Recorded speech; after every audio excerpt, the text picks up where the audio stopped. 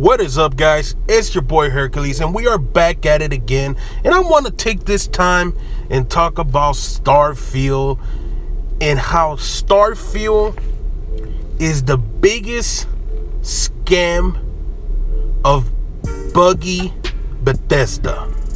Let's get right into it. So, if you guys don't know, or you've been living under a rock, Starfield is supposed to be Xbox next big game, but in reality, it was never just an Xbox game. It was supposed to come out for all systems, but whenever Xbox bought Bethesda, they exclusively told them to just make it as an Xbox game. Now, does that really matter? No, it doesn't, but we've seen how these console wars play out.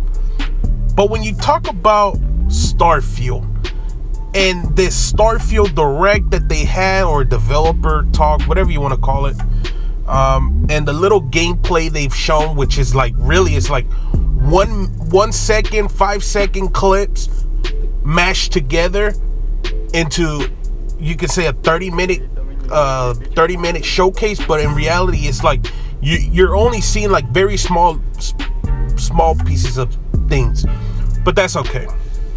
What I want to talk about is the reason why I think Starfield is the biggest scam ever, and these Xbox fangirls out there are okay with this, because in reality, they don't have anything. They don't have any games right now, and anything they see that is connected to Xbox, to them, it's a masterpiece. It's a great game until it finally comes out, and if it plays bad or anything like that, then they'll have a different opinion. If you need an example, look at Redfall. When Redfall was being shown off as the next big game for Xbox, you had these Xbox players, the Xbox community, pushing hard for Redfall, saying that Redfall was gonna be a Sony killer. It was gonna do big numbers. It was gonna do all this, do all that. It was gonna be a game changer. And guess what? It was a game changer, but not in a good way. It was sad, pathetic to see this game being pushed out there by this company. And then news comes out that even the developers were thinking that Xbox was gonna make them cancel or at least delay the game so they could have more time to develop it. And guess what? Xbox themselves didn't do that. They basically told them, just release it like that. Why? Because Xbox didn't have any games, so they needed something out there. And they already promised that you were gonna get all these games in 12 months, and guess what? They missed that mark very close. So they had to rush Redfall. Redfall probably needed 3, maybe 4 more years in development to actually come out decent. So when it comes to Starfield, why do I think it's the biggest scam ever? Well, here's why. I know people hate when people say it's a copy and paste of No Man's Sky. And if you don't like that, that's fine. You don't have to agree. But the evidence is in there. The gameplay, you can see the gameplay, it's in there. It is a copy and paste. Now, do I think they added some shit to make it different? Yeah. Do I think Starfield goes from being this bleak, non-color aesthetic? Sure, it's like a low color kind of palette that they went for, okay? And No Man's Sky is more colorful, more vibrant. So yeah, you can do stuff like that. Hell, we've seen it in movies where they do stuff like that. Now, there are many other things in this game that really gives me bad vibes, and it's sad to see the Xbox community okay with this. So okay, like I said, I think Starfield is Bethesda's biggest scam ever. I think it's a copy and paste of No Man's Sky. The gun models that they've shown here make no sense to me. We're supposedly, I'm assuming we're probably 1,000 years in the future, and these gun models, they look horrible. They don't look futuristic at all. Now, could they be hiding gun models and stuff like that? Sure, but this game comes out in a couple months. You would think they'd be showing us more, especially Xbox. Xbox needs to show stuff off to get fans excited. Now, here's another thing that I think a lot of people are thinking, oh my God, this is amazing. They announced that they're gonna have 1,000 planets, right? So when you hear 1,000 planets, you're thinking, oh my God, I'm gonna be able to travel to all these planets and do all this and do all that stuff. But you don't think about it. You have to sit down and think logically. 1,000 planets. No Man's Sky has like millions of planets you can visit, but a lot of times there's nothing there. There's really nothing there. A couple animals here, a couple bugs here, and insects here, and maybe once in a while enemy type character or whatever, or a person you can talk to, whatever, stuff like that. Here's the problem with this 1,000 planets. Whatever the director, I believe it is, Todd Howard, or I think that's his name, said that, oh, we want to make this very believable, where you could go to a planet and there'll be nothing there. And look, I understand what he's saying. He's saying that, well, there's times where, let's say the moon, supposedly the moon, there's nothing there, right? Okay. But why would you make a game like that? Nobody wants to go to a moon and be there and it's empty. There's no point for me to explore this planet, even if you're trying to make it realistic. That's not your point.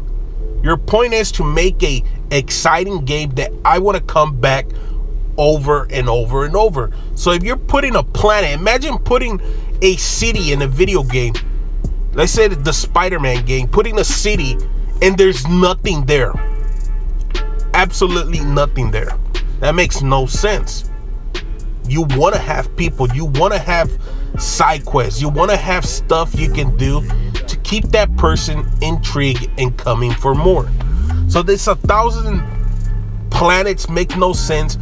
The director even coming out and saying that, yeah, we're gonna have a lot of planets that are gonna be empty, and that's no fun. You don't want that in a game. Another thing, the enemy type. The enemy types, they haven't shown us that much. So again, we're gonna see what happens. Maybe they're hiding it. Maybe they're hiding something back.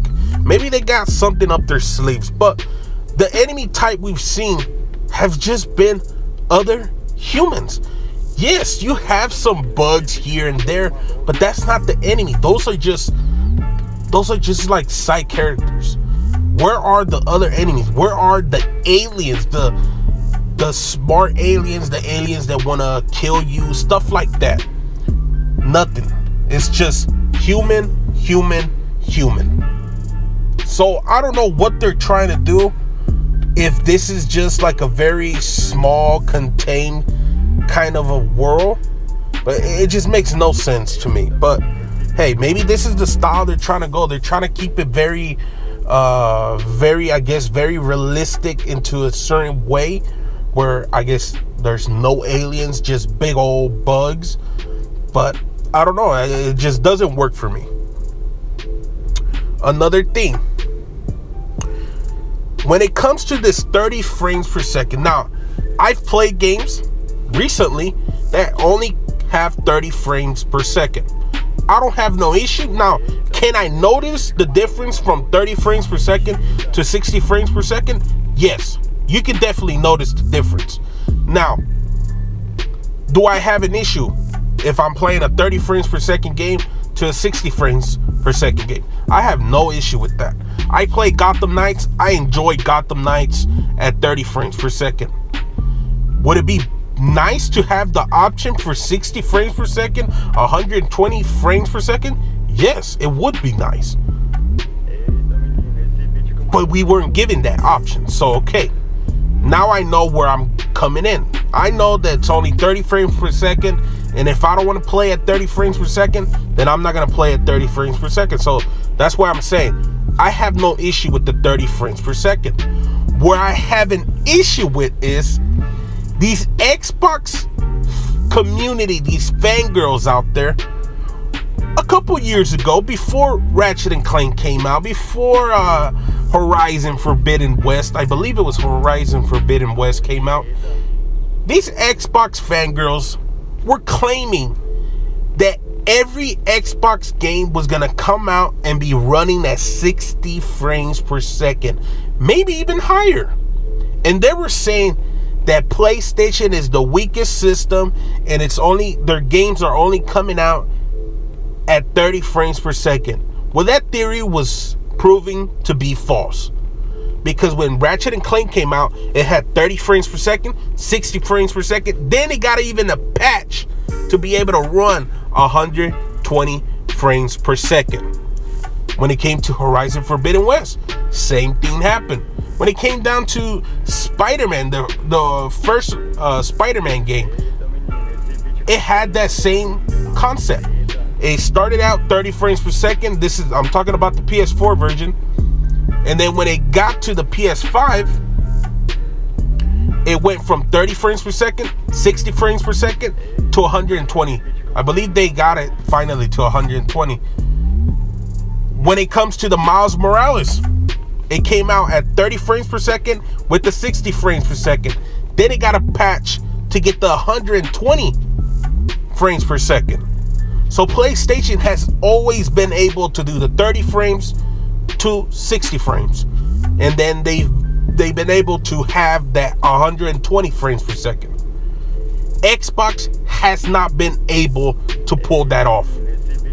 And it's hilarious how the Xbox community, way before they had an issue with 30 frames per second. If you're a PlayStation fan, you should be ashamed that your console is only going to be running at 30 frames per second, which was a bunch of bullshit lies from them. But now that Starfield and Redfall have come out or coming out locked at 30 frames per second, it's no issue to them. Oh, it's not about the framework. It's about making it look good. It's about not losing the look of it, not losing anything that the developers don't want to lose. It's about keeping it great, not having to push it hard, which makes no sense when their own director has come out and said, oh, we can get it to 60 frames per second, even higher than 60 frames per second, but we feel that at 30 frames per second we aren't pushing it to its max. That makes no fucking sense. When Xbox comes out and claims that the Xbox Series X is the strongest, most powerful system in the world, and you can't even have a game come out at 60 frames per second, but you claim you can actually push it past 60 frames per second. Why are you not doing that? Is it because there is something wrong there? Is it because when you try to push it as far as you can on supposedly the most powerful system, your game starts breaking? I think that's why. I think that's why they're locking it at 30 frames per second. And I think whenever we finally get our hands on Starfield, we're going to notice that these 30 frames per second are hiding a lot of bugs that if we were playing at 60 frames per second, you couldn't play this game. Like, that's how I see it. Now, could I be wrong? I could be 100% wrong. And I want to be wrong. I want Xbox to have something big, because then that's going to push PlayStation to start pulling out more shit. Because we all know freaking PlayStation has been holding back. They've been holding back for years, because why? Xbox hasn't done anything. There's no competition with Nintendo. As much money or how big Nintendo is, PlayStation doesn't worry about Nintendo or Xbox. But I digress. This is why I think Starfield is the biggest, but is Bethesda's biggest scam ever. Again, like I said, if you can actually, why are you saying that you can actually push it beyond 60 frames per second, but you're gonna lock it at 30 frames per second? I have a feeling your game's broken. But that's just me. That's just me. We all know it's buggy Bethesda. But to be strictly honest with you, look at No Man's Sky and look at Starfield. No Man's Sky looks fun, has been updated with multiple stuff. When it came out, it was a trash game, but it's been updated recently. Even got an update also. You have types of characters that you can be, like an alien, like a fish, like a freaking something like a star bullshit type of stuff. You can be all these types of characters, but in Starfield you're just a human. Okay, makes no sense, but okay. Again, if you are really hungry for a spaceship type of game, go buy No Man's Sky. Try it out. See if you like it. If you don't, most likely Starfield is gonna be worse than your experience on No Man's Sky. Now, if you're a hardcore Xbox fan and this is all you have, hey, congrats. I believe it's gonna be on Game Pass day one. Congrats, man. I hope you enjoy it. We all know it's not gonna sell good, but I hope you enjoy it. I hope it does decent. I think it's gonna be around in the 70 mark with the reviews, but I could be wrong, man. I could be wrong. But I'm gonna leave it at there. We're almost getting at 20 minutes. I might have to split this down to 2 parts, so we'll see what happens. But if you guys enjoyed this video, make sure to leave a like, make sure to subscribe, and I'll catch you guys next time.